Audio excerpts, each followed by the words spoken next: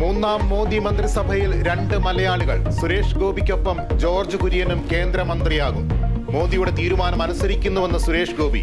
ഇരുവരുടെയും വകുപ്പുകളിൽ ആകാംക്ഷ.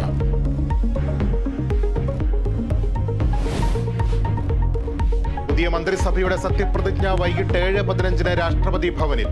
TDPക്കും JDUവിനും 2 വീതം മന്ത്രിസ്ഥാനങ്ങൾ. അമിത്ഷായും നിതിൻ ഗഡ്കരിയും രാജ്നാഥ് സിംഗും നിർമ്മലാ സീതാരാമനും മന്ത്രിമാരാകും. ചടങ്ങിൽ പങ്കെടുക്കുമെന്ന് മല്ലികാർജ്ജുൻ ഖാർഗെ. മുഖ്യമന്ത്രി പിണറായി വിജയനും സത്യപ്രതിജ്ഞാ ചടങ്ങിലേക്ക് ക്ഷണം. തൃശൂരിലെ കൂട്ടത്തല്ലിൽ KPCC നടപടി. രാജിവെക്കാൻ ജോസ് വള്ളൂരിനും MP വിൻസെന്റിനും നിർദ്ദേശം. DCC പ്രസിഡന്റിന്റെ ചുമതല Palakkad MP VK Sreekandan. KPCC നേതൃസ്ഥാനം മുരളീധരന് നൽകാൻ തയ്യാറെന്ന് ഹൈക്കമാൻഡിനെ അറിയിച്ച് K സുധാകരൻ. കോഴിക്കോട് മുരളീധരനെ പിന്തുണച്ച് ഫ്ലക്സ് ബോർഡുകൾ.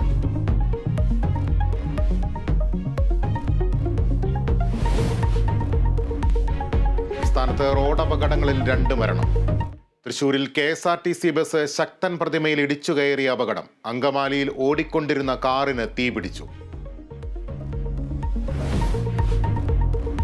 സംസ്ഥാനത്ത് ശക്തമായ മഴ തുടരും. കണ്ണൂരും കാസർഗോഡും ഓറഞ്ച് അലർട്ട്. 10 ജില്ലകളിൽ യെല്ലോ അലർട്ട്. ട്രോളിംഗ് നിരോധനം അർദ്ധരാത്രി മുതൽ.